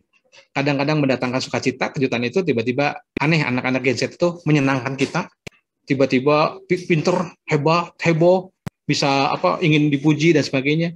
Tapi nggak jarang juga beberapa hal yang membuat kita kecewa, ya. Lalu kemudian, ini nggak ada semangat, fluktuatif mudinya, ya. Dan jangan diperparah, ya. Itu kan menjadi gangguan mental, ya. Tapi bagaimana di situ kemudian kita beradaptasi dengan situasi itu. Dan tentu kita nggak sempurna. Di satu sisi kita pengen cepat marah, Bu. Maka itu saya tuliskan di situ, karena kita tidak sempurna, kita membutuhkan Tuhan lagi-lagi dalam proses parenting kita. Ya, maka itu satu sisi akhirnya kita titik terakhir kalau udah saya nggak punya jalan, saya berdoa, Bu. Ya, saya katakan Tuhan, saya udah coba menanam, menyiram buat anak ini, tapi tolong Tuhan beri pertumbuhan. Dan seringkali setelah doa, bukan solusi, tapi semangat lagi. Oke, saya coba lagi. Karena saya yakin Tuhan akan memberi pertumbuhan kalau saya berulang-ulang. Menurut Ulangan 6 ayat 4-9 kan, ini harus diajarkan berulang-ulang. Ketika engkau duduk, ketika engkau berbaring, maka ketika momennya nggak prosesnya ini, saya duduk sambil nonton, sambil makan popcorn, atau sambil menikmati jagung rebus, saya ngobrol sama dia. Kemarin kenapa sih kamu uring-uringan, nulis aja kok repot sekali, sampai semua serumah panik gitu. Karena udah deadline, padahal cuma tinggal nyalin, belum disuruh sekarang itu menulis ulang renungan tadi pagi.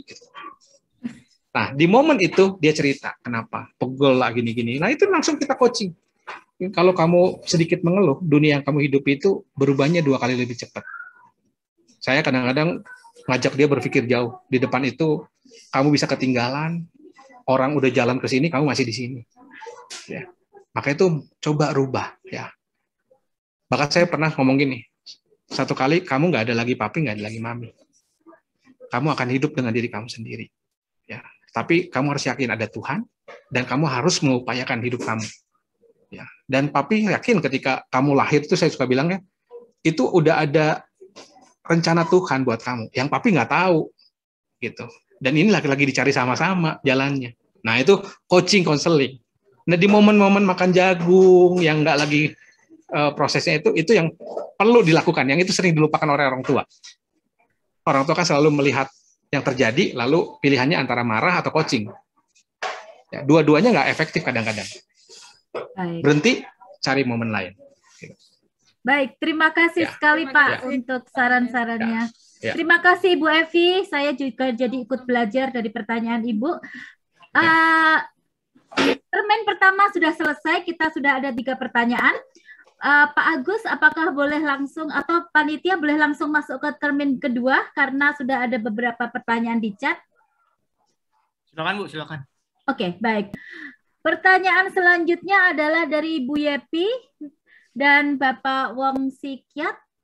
Boleh buka kamera? Tadi sudah buka kamera deh kayaknya. Dan silahkan dibaca pertanyaannya, langsung disampaikan. Malam Pak, Bu. Begini, saya mau tanya, bagaimana cara menjawab pertanyaan anak? Pertanyaan seperti ini, mengapa orang yang tidak taat bisa lebih beruntung dibanding orang yang taat? Karena anak saya sering ngalamin hal seperti itu, Pak. Yes, ini juga pernah ditanyain ya. Kenapa kalau teman saya dibantu mamanya, tapi kalau di sini nggak ada yang bantu? Ya, balik lagi kita jelaskan. Lalu kan di Alkitab ada juga Daud pernah bilang ya, iri terhadap orang-orang yang fasik gitu ya. Tapi saya bilang gini, kamu lebih senang dipuji Tuhan apa senang dipuji guru?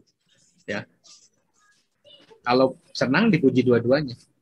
Tapi dipujinya karena kamu berhasil melakukan sesuatu dengan kemampuan kamu sendiri atau karena kamu dibantu. Bukan berarti saya pernah bilang gini, papi bukan berarti tidak mau bantu, tapi papi akan ngukur sejauh mana papi bantu.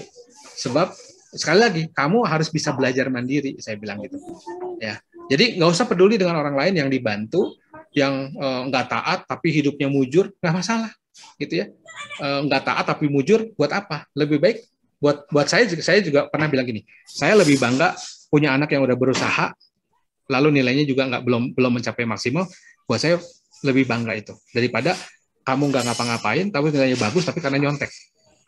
Jadi nilai-nilai ini yang seringkali, nah ini ketika ada orang anak bertanya gitu, inilah saatnya kita menanamkan nilai di situ, Ibu ya. Ya, memperkuat nilai itu yang paling penting menurut saya ya. Jadi kita itu ngobrol berulang-ulang ya.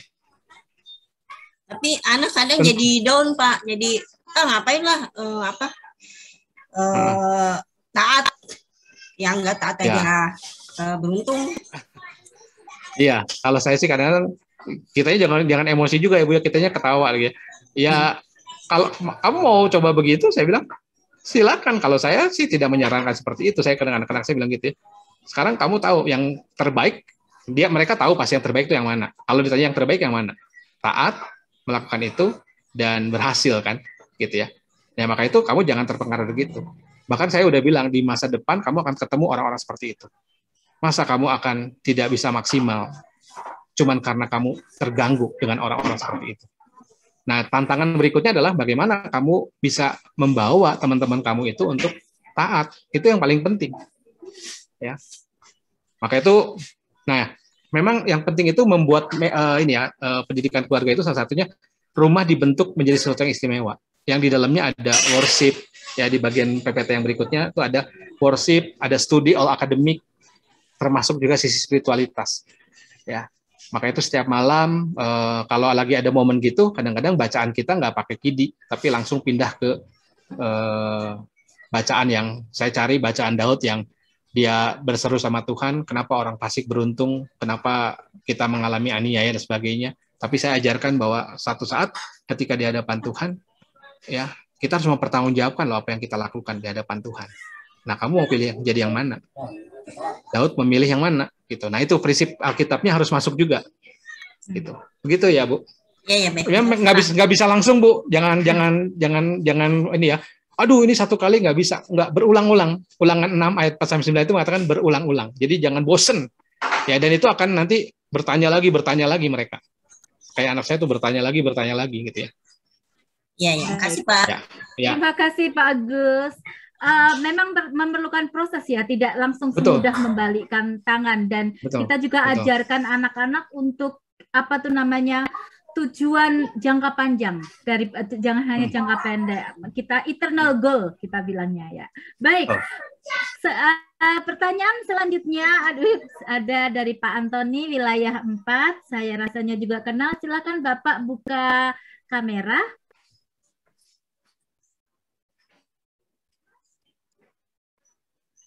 Terima kasih Bu Hondo dan Pak Agus. Sebenarnya saya di chat ya, tapi oke. Jadi situasi saat ini kan tidak hanya berimplikasi kepada anak, tetapi dari banyak survei penelitian yang dilakukan, orang tua yang banyak sekali yang jadi beban untuk hal ini. Nah, mungkin karena yang hadir pada saat ini juga banyak orang tua yang anaknya masih dalam usia pendidikan dasar atau menengah pertama. Perlu disampaikan sedikit kiat-kiat nih Pak Agus untuk bisa agar orang tua tersebut juga mempunyai semangat yang kuat, karena ketika orang tua itu lelah dalam tanda kutip, maka itu akan langsung berimplikasi berhubungan dengan sang anak gitu. Jadi mungkin kiat-kiat tertentu yang harus dilakukan sebagai orang tua gitu. Terima kasih. Ya, di bagian slide saya, Bapak sekalian ya, ada yang saya mengatakan begini, saya munculkan ya.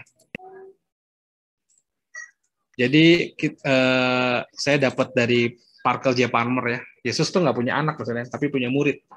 Kata murid ini, disciple ini sama dengan disiplin. Ya, tujuan dari membesarkan dan mendidik anak-anak adalah untuk memuridkan anak-anak kita mengenai arti menjalani hidup.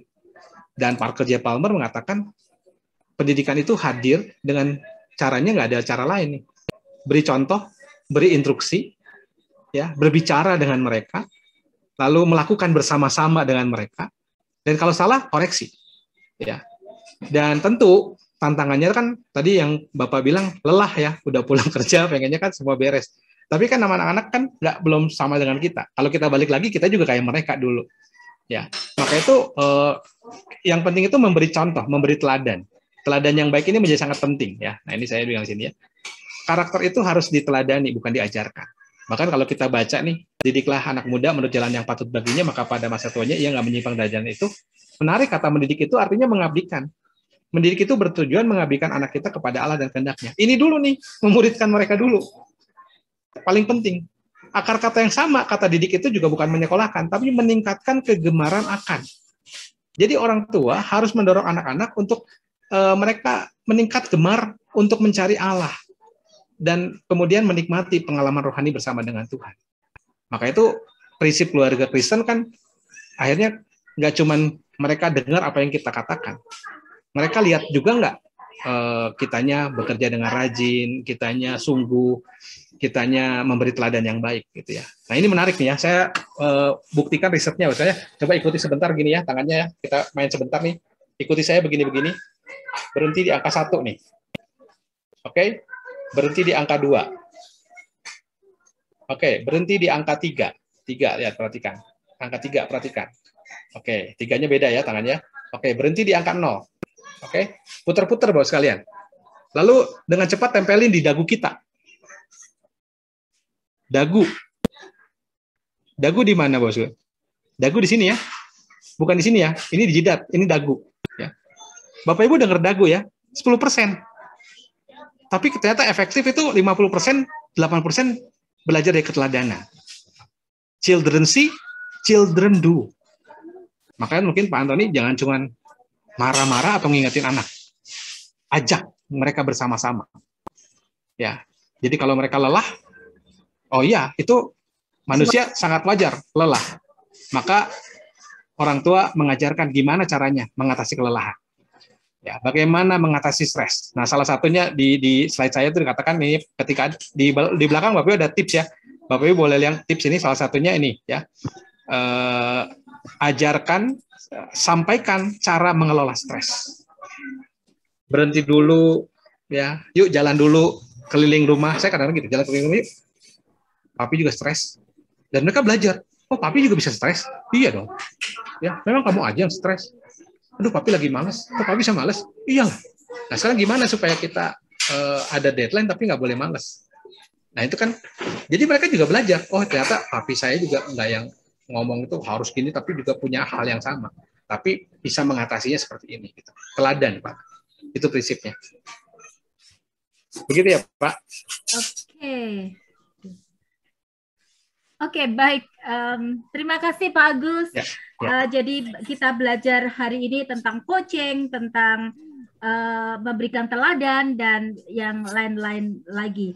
Kemudian Bapak Ibu ada di chat, materi akan di-share melalui grup koordinator masing-masing karena malam ini seru sekali ya. Baiklah. Kemudian sebelum kita berakhir ya, tidak ada lagi termin atau pertanyaan. Baik, kita akan akhiri. Silahkan Bapak Agus Gunawan memberikan closing statement atas webinar malam hari ini. Silakan.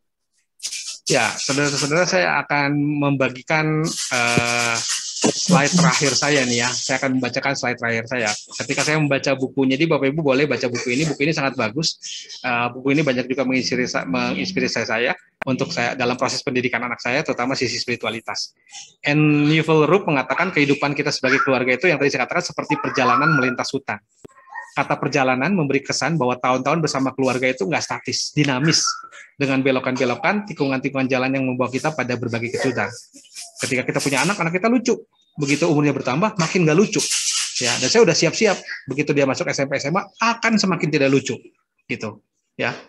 Tapi kita bisa menghadapinya dengan sukacita, tapi juga kadang-kadang mungkin kita akan mengalami yang namanya kepedihan dan penderitaan. Ya. Maka itu membagi hidup dan iman di dalam keluarga ini sebuah perjalanan yang tadi saya katakan dipenuhi dengan berbagai kejutan, perubahan yang tidak terduga, suka duka, kasih, derita, dan beragam kemungkinan. Pasti akan kita alami. Tidak ada keluarga yang sempurna, menurut saya. Seandainya ada, tentu kita nggak perlu Tuhan. Nah, maka itu saudara, ketika kita nggak sempurna, sekali lagi kita membutuhkan Tuhan lagi-lagi dalam hidup kita. Nah, saya yakin dan percaya anak yang hebat itu bukan datang dari sekolah hebat. Anak yang hebat itu datang dari ayah dan ibu yang hebat.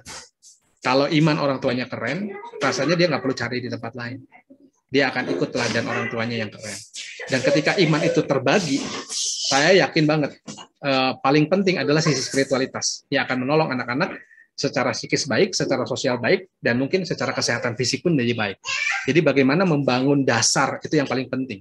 Kita sebagai orang tua adalah pendidik utama, pertama dan paling lama. Dan kita adalah kurikulum pertama Allah, di mana di situ kita meletakkan dasar. Nah, itu yang paling penting menurut saya dalam hidup untuk menyiapkan anak-anak supaya dalam situasi apapun mereka tetap punya kesehatan mental yang baik. Ya. Prinsipnya nggak ada yang lain, coaching. Yang tadi katakan, berulang-ulang ketika engkau duduk, ketika engkau berbaring, ketika engkau berjalan, artinya setiap saat, every time, di rumah saudara, cari momen itu. Ngobrol dengan anak saudara. Ya, jangan sampai mereka ngobrol dengan orang lain. Ya, apalagi kalau udah nanya, terus kitanya galak. Lah, nggak asik diajak ngobrol. Ya udah saya tanya ke yang lain. Dan yang lain menjerumuskan mereka. Atau nanyanya ke Google. Ya, bagaimana mengatasi stres. Bertemulah mereka dengan komunitas self-harm. Jadi ada satu anak yang saya tangani, anak remaja, menyayat-nyayat ini, karena tidak diperhatikan orang tuanya. Dan dia stres berat. Dan akhirnya dia ketemu komunitas yang bilang, oke, caranya begini. Jadi belajar dari takut-takut, sekarang terbiasa. Saya cukup kaget karena tiap hari pakai jaket dibuka, banyak banget. Ya, dan saya bilang, sekarang dan dia sekarang panggil saya, sekarang punya koko katanya yang bisa saya ajak ngobrol. Ya, dan saya juga ketemu orang tuanya kaget. Saya bilang belum terlambat, mari kita berubah. Nah, jangan sampai kita nggak punya relasi dengan anak kita atau relasinya diblok oleh mereka. Ya, maka itu bangun relasi itu. Nggak ada waktu terlambat. Kalau sekarang udah besar anaknya, masih bisa. Bahkan kata maaf itu akan sangat mengguncang mereka. Maaf kalau papi dan mami nggak punya waktu buat kamu ketika kamu bertumbuh sampai sebesar ini. Itu poin penting. Saya pernah menantang seorang ayah mengatakan itu untuk anaknya, dan yang terjadi perdamaian, pemulihan di situ. Bahkan anaknya yang minta maaf terus, bukan papanya akhirnya. Ya. Begitu ya Bapak Ibu ya. Kiranya Tuhan menolong kita menjadi orang tua yang nggak mudah, tapi kita yakin percaya perjalanan bersama Tuhan, meskipun misteri, akan selalu membuat kita takjub, tergetar, dan terpesona dengan karya Tuhan dalam hidup kita. Amin. Terima kasih Pak Agus. Sangat powerful sekali ya kata maaf. Baik, Bapak Ibu semuanya jemaat, pandemik berdampak luas, bukan hanya pada kesehatan dan pendidikan saja. Tetapi ada dampak yang tidak bisa kelihatan kasat mata, yaitu kesehatan dan keseimbangan mental dan emosional yang bisa dialami di semua kalangan usia. Tetapi ini bukan akhir dari segalanya. Berita baiknya adalah ada hal-hal yang kita pelajari hari ini. Bagaimana setiap kita diperlengkapi Tuhan dengan pengetahuan tentang apa itu kesehatan mental, tentang bagaimana kita memperlakukan anak kita, bagaimana kita coach anak mereka, membimbing anak-anak kita, dan bagaimana cara kita mengatasi, bagaimana cara kita juga merendahkan hati kita untuk bisa rekonsiliasi dengan anak-anak kita. Sehingga anak-anak dan memberikan teladan untuk anak kita agar mereka juga memiliki tujuan hidup kekekalan, bukan hanya saat ini, bukan hanya apa yang bisa saya peroleh sekarang, tetapi kita tetap mengarahkan anak kita akan tujuan kekekalan. Kemudian ada pertanyaan tantangan untuk kita semua keluarga Jemaat Sutopo. Setelah kita mendengarkan webinar ini, setelah Tuhan memperlengkapi kita dengan senjata pengetahuan, maukah kita mencoba mengimplementasikan dalam keluarga kita? Maukah kita mencoba untuk minta maaf kepada anak kita dan memberikan teladan lebih daripada kata-kata seperti yang kita pelajari malam hari ini? Dan bagaimana kita memperlakukan anak kita pada saat ini sekarang sudah, karena kita tahu mungkin anak kita sedang menghadapi sesuatu yang tidak bisa kita lihat. Pengetahuan ini akan berguna apabila kita melakukannya.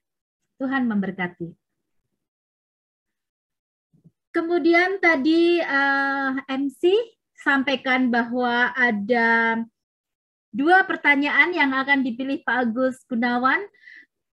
Bapak silahkan, mungkin Bapak bisa melihat di chat. Ada 2 pertanyaan yang akan Bapak pilih, silahkan. Tadi yang kedua, tadi dari Ibu Evi sudah berbicara. Ada dari Pak Edgar Curug, dari Ibu Evi tentang Generation Z, kemudian Ibu Yepi, dan Pak Antoni. Silahkan Bapak memilih 2 pertanyaan.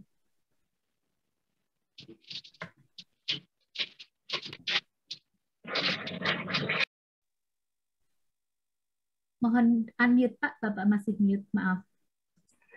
Pertanyaannya bagus-bagus, bagusnya. Jadi saya agak susah nih milihnya ya. Tapi saya mau kriterianya begini deh. Yang nanya kayak yang tahu pergumulan saya juga yang saya hadapi dengan anak-anak gitu ya. Jadi yang tadi saya mau berikan adalah yang pertama adalah yang tadi ya, Bu Evi ya. Kan pergumulannya sama ya, anak saya nggak mau nulis gitu. Lalu kemudian yang kedua adalah Bu Yepi dan Wong Sikat ya, yang dia bertanya, kok teman saya kan bisa nyontek, kok orang tuanya bantu gitu ya. Nah, itu juga relate sama yang sedang saya alami dan saya coba coaching juga anak saya gitu ya. Tapi yang lain bagus gitu, tapi ya saya pilihnya harus pada kriteria, jadi saya pilih 2 itu, Bu Evi dan Bu Yepi ya, Wong Sikat ya. Pak Baik. Yepi atau Bu ya? Ibu Yepi. Ibu Yepi, dan oke. Bapak Wong Ya. Sikat. Terima kasih Pak Agus sudah memilih 2 penanya. Sekali lagi ingin saya sampaikan, ini bukan pertanyaan terbaik atau bagaimana, tapi kategorinya kalau guru ini ada rubriknya nih, ada rubrik itu Pak Agus sudah menyatakan bahwa pertanyaan yang beliau pilih adalah pertanyaan yang ada hubungannya dengan pergumulan beliau saat ini. Jadi selamat kepada Ibu Evi dan Ibu Yepi, nanti panitia akan menghubungi beliau. Menghubungi ibu dan ibu-ibu sekalian. Terima kasih Jemaat Sutopo. Kita sudah sampai pada penghujung acara. Saya akan kembalikan kepada MC Kak Fania dan Kak Nora. Silahkan. Ya, terima kasih Bu Hondo. Selamat untuk Ibu Evi dan Ibu Yepi yang sudah memberikan pertanyaan menarik. Nanti selanjutnya akan dihubungi oleh panitia untuk pengiriman hadiahnya. Wah, seru sekali ya. Iya nggak Kak Fani? Betul. Sampai kurang ya. Bener nih, kayaknya waktunya kurang panjang. Materinya menarik, peserta juga pada antusias. Wah, betul sekali Kak. Iya. Nah, Bapak Ibu sekalian, dimohon tidak live dulu, tidak keluar dulu, karena nanti demikian juga dengan hormat kepada Bapak Agus, karena nanti di akhir acara kita akan foto bersama. Jadi biar posenya sama semua, senyum, ceria gitu. Dan diingatkan sekali lagi bahwa materi webinar malam ini akan di-share ulang nanti melalui grup koordinator masing-masing wilayah. Dan kalau ada yang memang mendesak dan ingin pribadi bisa menghubungi panitia. Ya, sebelum kita mau mengakhiri, kita akan mendengarkan sekali lagi persembahan pujian dari Komisi Musik. Akan menyanyikan lagu Yesus Sayang Padaku, Jesus Loves Me. Silahkan, mari kita saksikan.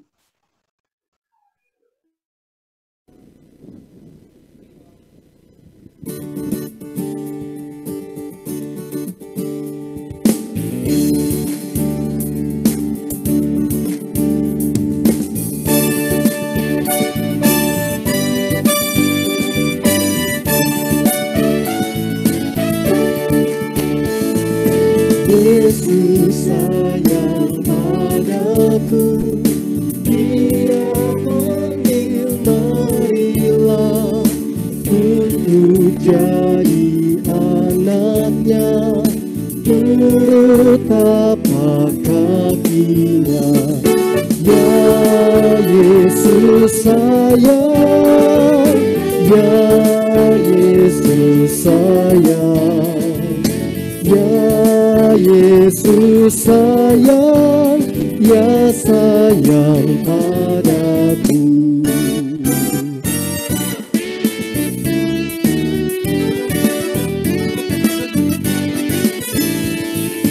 Jesus loves me, this I know, for the Bible tells me so. Little ones to Him belong, they are weak but He is strong. Yes, Jesus loves me, yes, Jesus loves me, yes, Jesus loves me, the Bible tells me so. Yes, Jesus loves me, yes, Jesus loves me, yes, Jesus loves me, the Bible tells me so. Yes, Jesus loves me, yes, Jesus loves me, yes, Jesus loves me, the Bible tells me so. Yes, Jesus loves me, yes, Jesus loves me, yes, Jesus loves me, the Bible tells me so. The Bible tells me so. The Bible tells me so.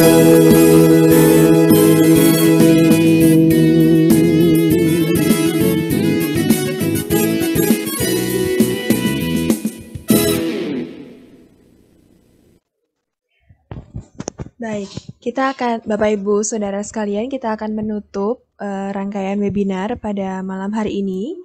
Oleh sebab itu, dipersilahkan kepada Ibu Nining Hondo untuk dapat memimpin doa penutup. Silakan Ibu. Baik, Bapak Ibu semua, mari kita bersama tunduk dalam doa.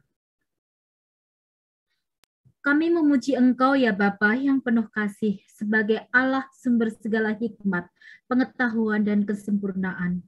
Terima kasih untuk hal-hal baru yang Engkau ajarkan kepada kami melalui Bapak Agus Gunawan. Kami bersyukur Engkau telah memperlengkapi kami untuk menjalani panggilan kami sebagai orang tua.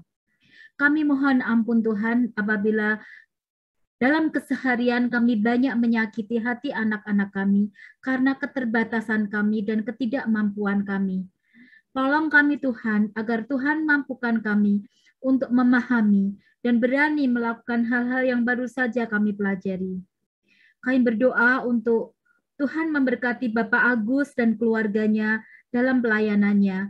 Biarlah Tuhan apabila saat ini beliau memberkati kami dengan hikmat dan pengetahuannya, biarlah Tuhan semakin memakai Bapak Agus untuk memberkati lebih banyak lagi orang dan keluarga-keluarga. Terima kasih Tuhan, di dalam nama Tuhan Yesus Kristus kami berdoa. Amin. Sekali lagi kami menghaturkan terima kasih kepada Bapak Agus Gunawan yang sudah membawakan materi webinar malam ini dan sangat menarik. Terima kasih juga kehadiran Bapak, Ibu, Saudara sekalian yang setia sampai selesai. Ya, jangan lupa untuk mengikuti juga webinar Bulan Keluarga minggu depan ya Kak Nora ya, karena masih ada beberapa rangkaian webinar pada minggu-minggu selanjutnya. Bapak Ibu juga diundang untuk hadir dalam webinar minggu depan. Untuk minggu depan topiknya untuk pemuda dan remaja dengan tema memahami eksistensi diri di kala pandemi. Jam 7 sampai selesai, dan yang akan membawakan adalah Saudara Yosef Kurniawan dari TPG GKI Kayu Putih. Ya, nah setelah ini Bapak Ibu mohon untuk stay dulu, tetap di sini dulu karena kita akan ada sesi foto ya yang akan dipandu oleh Bapak Yason. Begitu ya Kak Nora ya. Nah, baik, sebelum foto dengan Bapak Yason, saya dan Kak Nora pamit undur diri. Terima kasih untuk Bapak Ibu Saudara sekalian yang sudah berpartisipasi dalam webinar pada malam hari ini dengan tema kesehatan mental anak di kala pandemi. Tetap jaga prokes bagi kita semua. Sampai bertemu di minggu depan. Tuhan Yesus memberkati. Yes, Jesus loves me. Yes, Jesus loves me. Yes, Jesus loves me. The Bible tells me so. Yes, Jesus loves me. Yes, Jesus loves me. Yes, Jesus loves me. The Bible tells me so. The Bible tells me so. The Bible